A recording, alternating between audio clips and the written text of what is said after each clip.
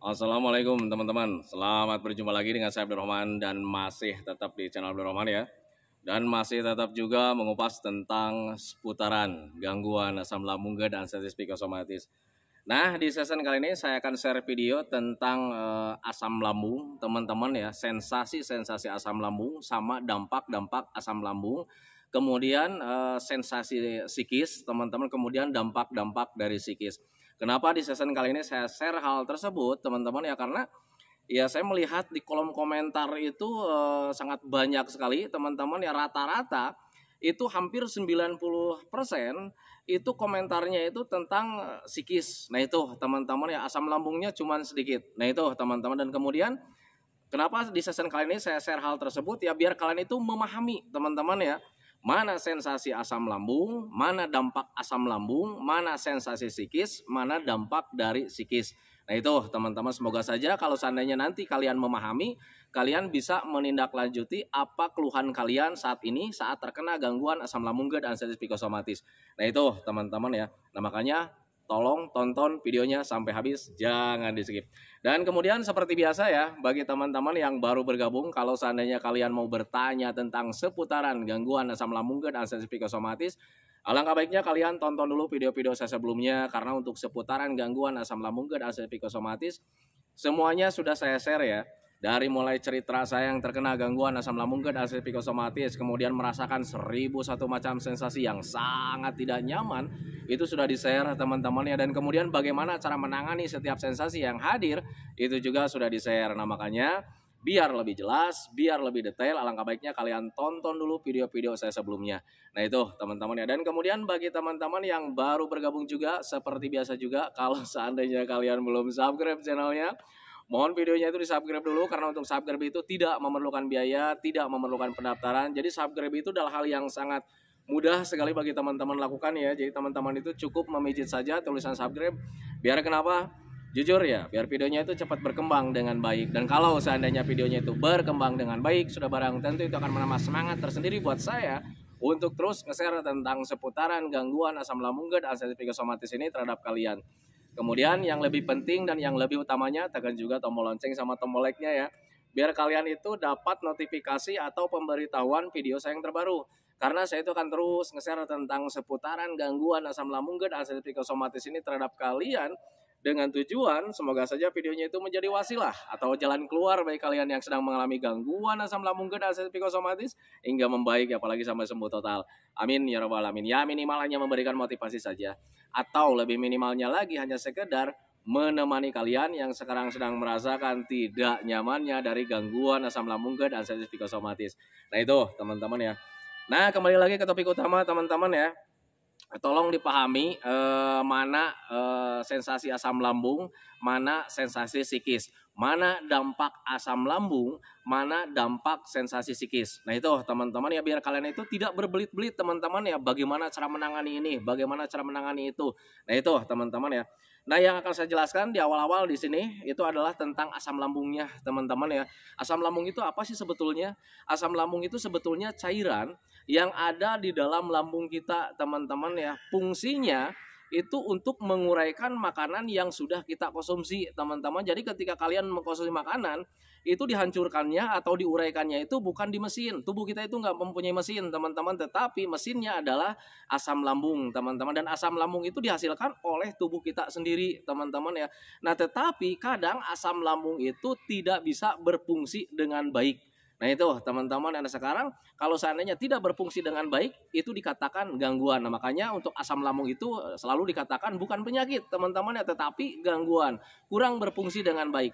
Nah asam lambung itu kurang berfungsi dengan asam lambung kurang berfungsi dengan baik itu ada beberapa penyebab teman-teman ya. Biasanya itu kapasitas keasamannya bertambah, tambah asam lah. Nah itu teman-teman, kalau seandainya tambah asam ya membuat kita tidak nyaman teman-teman. Kemudian bisa juga kapasitasnya itu bertambah. Nah itu teman-teman, jadi tambah banyak lah. Dan kalau seandainya tambah banyak itu juga sama membuat kita tidak nyaman. Nah kemudian ketika dampak dari asam lambung kita itu terganggu teman-teman ya, dampaknya banyak sekali teman-teman ya. Bisa karena gasnya itu berlebih, atau kalau bahasa kedokteran itu gastritis teman-teman, jadi gasnya berlebih lah. Nah itu teman-teman, kemudian nanti ketika gastritis ada, itu nanti hasilnya itu GERD. GERD itu adalah gastroesophageal reflux disease. Nah, bahasa kitanya itu adalah makanan yang kembali, teman-teman ya. Nah, kenapa makanan itu bisa kembali keluar? Yaitu karena ada gastritis, ada gas berlebih yang dihasilkan oleh asam lambung yang tidak normal, teman-teman, sehingga yang namanya gas itu sifatnya menekan. Nah itu teman-teman, sehingga kalau seandainya ada tekanan, itu sensasinya itu ada teman-teman ya. Kayak macam mual, kemudian selebihnya nanti muntah, kemudian panas dada ya karena asam lambungnya juga ikut naik teman-teman ya. Kemudian terasa mengganjal, mulut asem, kemudian pahit, begah dan sebagainya. Nah itu teman-teman, nah, makanya untuk orang-orang yang terkena gangguan asam lambung dan asam psikosomatis ketika mempunyai begah, itu sebetulnya hasil dari gastritis teman-teman ya. Jadi menjadi GERD, gastroesophageal reflux disease, menyebabkan makanan itu seperti mau kembali, dan kadang ada yang kembali muntah teman-teman, kadang juga ada yang tidak. Dan yang tidak itu pasti sensasinya ada juga kayak macam ulu hati, terasa mengganjal. Nah itu teman-teman, itu sangat tidak nyaman sekali. Nah kemudian efeknya nih ketika ada GERD atau asam lambung tidak normal teman-teman, atau misalkan ada gastritis teman-teman ya, itu bisa menimbulkan nafsu makan kita itu hilang. Nah itu teman-teman, makanya rata-rata untuk orang-orang yang terkena gangguan asam lambung dan asam psikosomatis itu nafsu makan itu hilang teman-teman ya, karena ya kita itu terasa kenyang terus teman-teman, serasa kenyang, dan kalau seandainya serasa kenyang itu pasti nafsu makan hilang juga teman-teman. Kemudian efeknya nanti ada juga gitu teman-teman ya, kayak macam lemah, letih, lesu seperti itu teman-teman. Itu yang saya rasakan dulu saat terkena gangguan asam lambung dan asam psikosomatis. Kenapa mengalami hal seperti itu? Ya karena ketika asam lambung kita tidak normal, nanti kebutuhan untuk tubuhnya itu terganggu teman-teman ya. Jadi ketika kita mengkonsumsi makanan-makanan yang banyak vitaminnya, itu nilai kebaikan dari makanan tersebut itu tidak terserap sempurna oleh tubuh kita. Nah itu teman-teman, sudah pasti nanti kebutuhan tubuh kita itu kekurangan energi atau kebutuhan untuk tubuhnya tidak terpenuhi, sehingga nanti bisa menyebabkan lemah, letih, lesu, kurang mood dan sebagainya. Dan bisa keseimbangan tubuh juga terganggu kayak macam kelayangan seperti itu teman-teman ya. Jadi kelayangan itu kayak macam apa ya? Hidup itu kayak macam, badan itu kayak macam ringan, kemudian kita itu nggak ada gairah dan sebagainya. Nah itu teman-teman, itu yang saya rasakan dulu saat terkena gangguan asam lambung dan asam psikosomatis. Nah makanya bagi teman-teman yang sekarang sedang mengalami hal seperti itu, nah itu adalah dampak dari sensasi asam lambung. Jadi ketika asam lambung terganggu, dampak-dampaknya memang seperti itu. Nah itu teman-teman. Kemudian dampak yang keduanya, selain daripada gas yang berlebih, asam lambung tidak normal juga bisa menyebabkan panas dalam teman-teman. Nah, makanya orang-orang yang terkena gangguan asam lambung dan asam psikosomatis itu paling sering sekali mengalami panas dalam. Nah itu teman-teman ya, tanda-tandanya nih untuk orang-orang yang terkena panas dalam gara-gara asam lambung tidak normal nih, biasanya sering mencret. Jadi ketika mencret itu BAB-nya seperti berbuih gitu teman-teman ya, berbusa ya.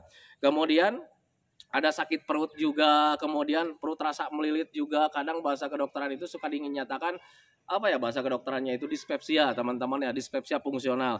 Kemudian ulu hati terasa mengganjal juga, itu karena memang ada panas dalam juga teman-teman ya. Bisa juga karena dispepsia fungsional juga, jadi ada bengkak lah sedikit teman-teman, kurang berfungsi dengan baik.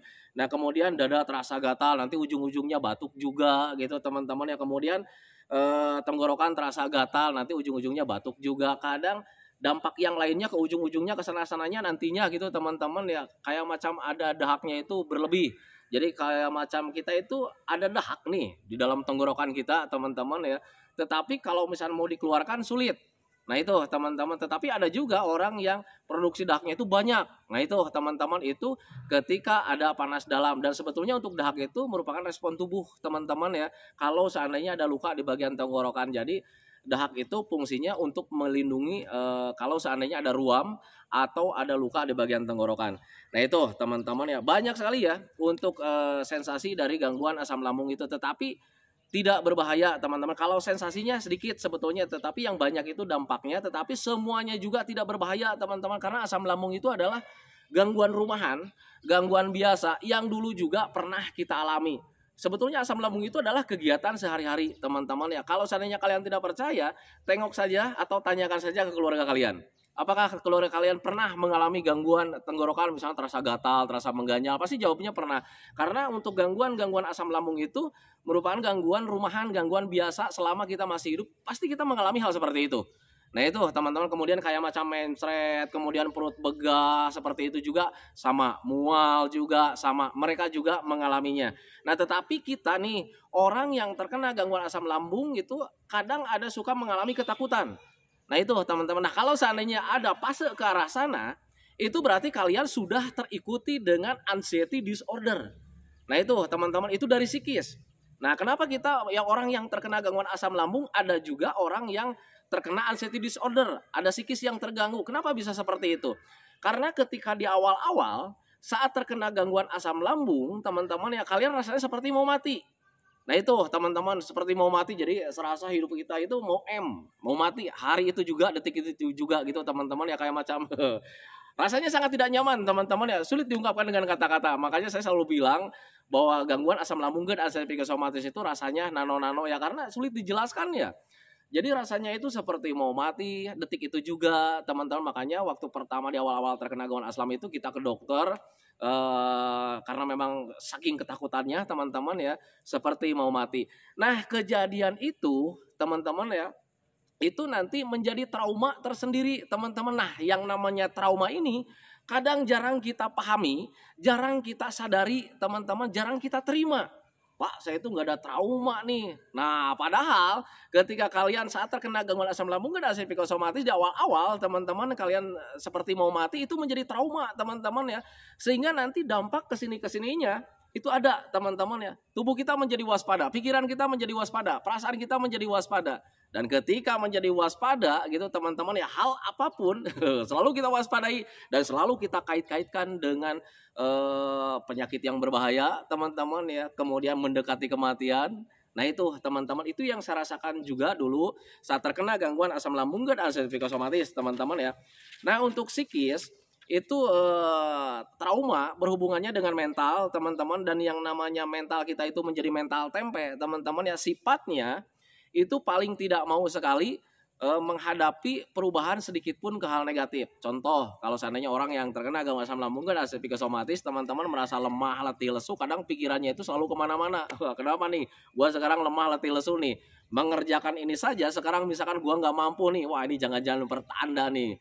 Pertanda gua itu umurnya udah nggak panjang lagi. Kalau seandainya kalian selalu berpikir ke arah sana, teman-teman ya, mental kalian menjadi mental tempe, teman-teman ya, karena psikis itu berhubungannya dengan mental teman-teman. Rata-rata orang yang terkena gangguan asam lambung dan anxiety psikosomatis, mentalnya itu menjadi turun ya, ngedrop. Nah itu teman-teman wajar sebetulnya, karena banyak ketakutan sekali teman-teman. Makanya orang yang trauma itu pasti ada hubungannya dengan anxiety disorder teman-teman ya.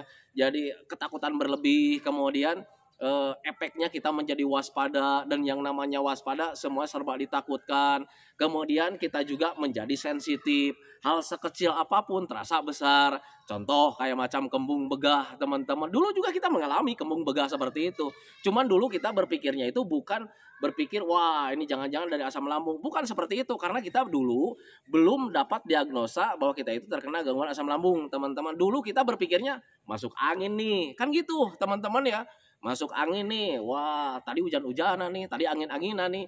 Padahal kasus masuk angin itu tidak ada teman-teman ya. Jadi kalau misalkan diagnosa dari dokter masuk angin itu tidak ada teman-teman ya. Tetapi kadang kenapa orang yang kembung itu selalu dinyatakan masuk angin teman-teman ya. Itu sebetulnya asam lambung itu bisa terpengaruh dengan suhu dingin. Jadi kalau misalnya hujan-hujanan sudah pasti kita kedinginan teman-teman. Dan kalau seandainya kita kedinginan, asam lambung kita menjadi tidak normal. Dan kalau seandainya asam lambung kita menjadi tidak normal, itu bisa menyebabkan buih gas teman-teman. Nah itu keterikatannya seperti itu teman-teman. Nah tetapi ada kadang juga orang yang mengelak ya, Pak saya itu kalau misalkan ini bukan masuk angin, tetapi kenapa kalau seandainya dikerok itu punggungnya terasa merah, terlihat merah, itu tanda-tandanya angin keluar.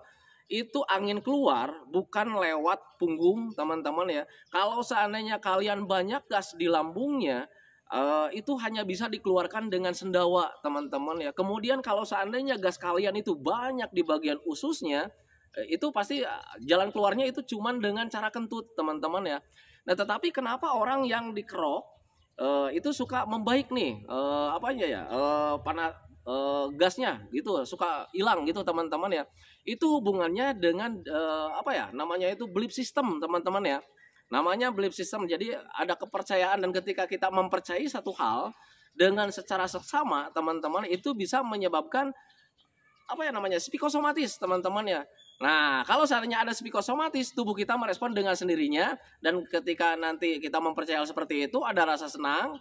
Nah, baru di situ yang namanya zat apa ya, saya lupa lagi, teman-teman ya. Itu melahirkan rasa bahagia, dan di situ bisa mengobati segalanya. Nah itu teman-teman, makanya untuk orang-orang yang terkena gangguan asam lambung gak ada psikosomatis, kalau seandainya sedang kembung, teman-teman ya, usahakan kalian itu banyak minum, teman-teman, biar nanti sendawanya terpicu atau kentutnya juga terpicu, karena hanya itu yang bisa mengeluarkan gasnya, teman-teman ya. Dan kalau seandainya, Pak, saya itu nyamannya nih ketika ada kembung begah itu dikerok, ya sudah, nggak apa-apa, teman-teman ya. Nanti endorfin yang ada dalam tubuh kita itu ya berfungsi dengan baik, dan akhirnya bisa menangani hal seperti itu, teman-teman ya. Itu pengalaman saya dulu saat terkena gangguan asam lambung dan psikosomatis. Nah kemudian itu tentang digas ya. Dan kemudian sekarang nih, dampak dari psikis, teman-teman ya. Dampak dari psikis sudah tadi saya katakan, teman-teman, kita itu menjadi waspada, dan yang namanya ketika waspada itu sudah pasti kita itu menjadi tegang, teman-teman. Dan ketika tegang itu banyak sekali dampaknya, teman-teman. Badan terasa berat, kemudian sering mengalami kebas juga, teman-teman ya. Kemudian yang paling dominan, yang paling ditakutkan itu untuk orang-orang yang terkena gangguan asam lambung dan psikosomatis itu penegangan di bagian dada. Sakit dada ini menusuk sampai ke belakang, teman-teman. Apalagi kalau sakitnya itu di sebelah kiri. Kadang kita berpikirnya itu, wah ini penyakit jantung nih. Ketika kita berpikir ke arah sana, kita periksakan ke dokter, ternyata setelah dilakukan EKG juga dinyatakan baik-baik saja. Nah kadang kita kebingungan, teman-teman, itu bukan penyakit jantung. Tetapi kalau misalnya kalian terkena gangguan asam lambung dan psikosomatis, kemudian sudah dinyatakan baik-baik saja jantungnya, karena memang selalu udah dilakukan EKG juga, teman-teman ya, itu cuma dari penegangan otot saja. Nah, karena kitanya waspada, karena kitanya tegang. Nah itu teman-teman ya.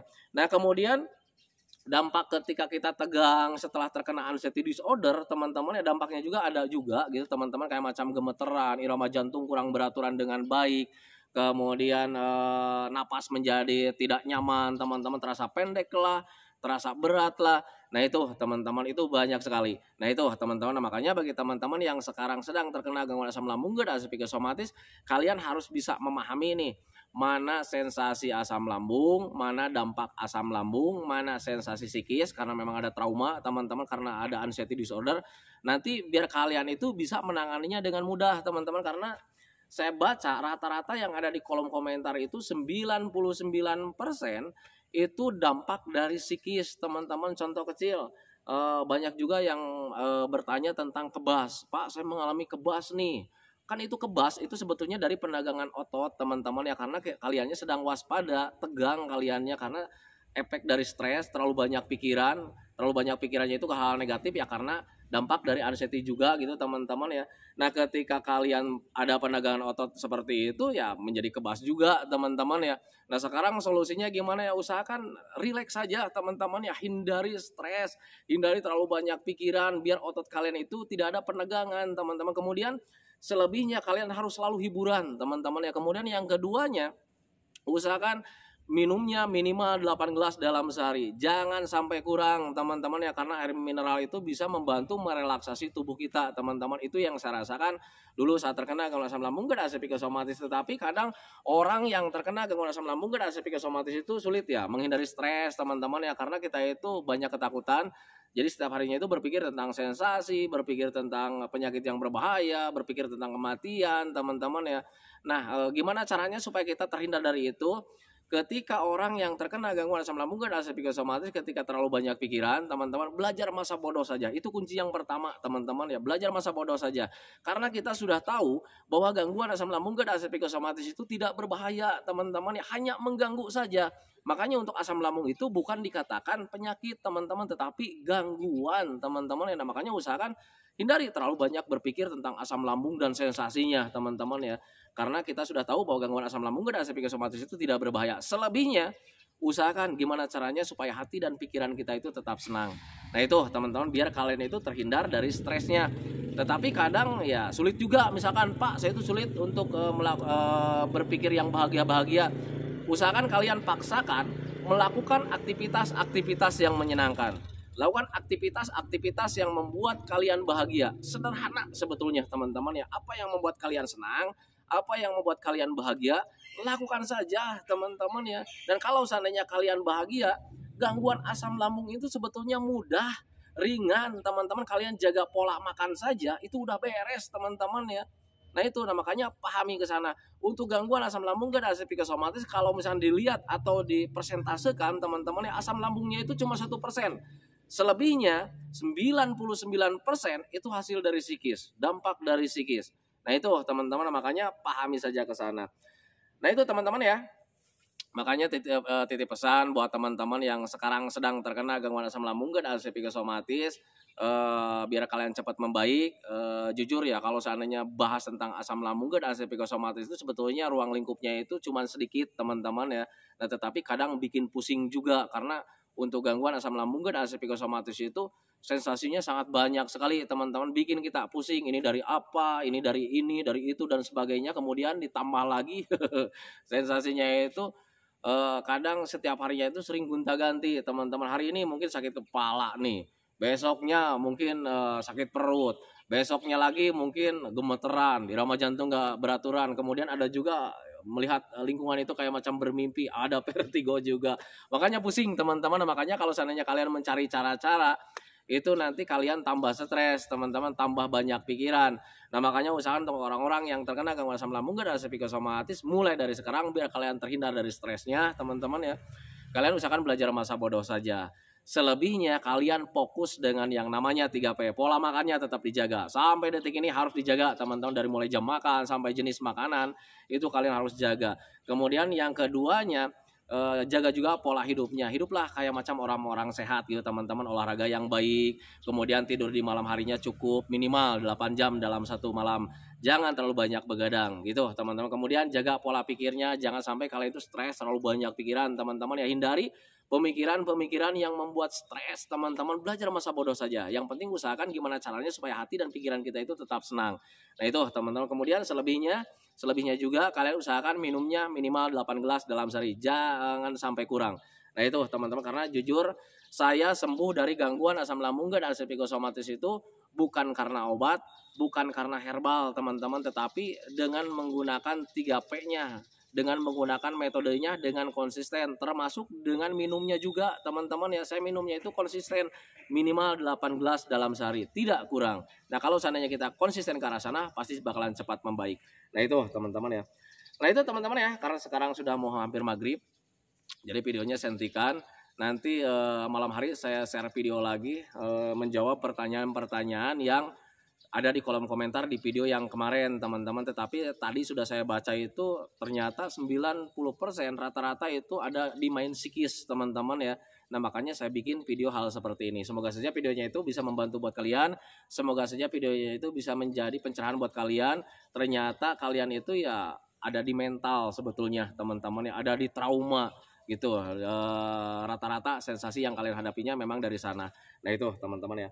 Nah itu teman-teman ya videonya, semoga saja videonya itu menjadi wasilah buat kalian, semoga saja videonya itu menjadi pencerahan buat kalian ya. Minimal hanya sekedar menemani kalian lah yang sekarang sedang merasakan tidak nyamannya dari gangguan asam lambung dan asam psikosomatis. Kemudian seperti biasa sebelum saya akhiri videonya, saya selalu mendoakan sama teman-teman itu, semoga saja teman-teman itu cepat sehat lagi, cepat sembuh lagi, cepat kembali lagi keadaan kalian yang dulu, baik semangatnya, moodnya, tertawanya, pokoknya kehidupan kalian yang berwarna itu semoga saja cepat kembali lagi, karena memang saya yakin 100% bahwa keadaan kalian yang dulu itu sangat dirindukan sekali. Nah itu teman-teman, kemudian doakan saya juga teman-teman ya, agar saya itu tetap sehat, tetap kuat, tetap ceria, agar masih bisa tetap menemani kalian. Nah itu teman-teman ya, saya hentikan videonya teman-teman ya. Assalamualaikum warahmatullahi wabarakatuh.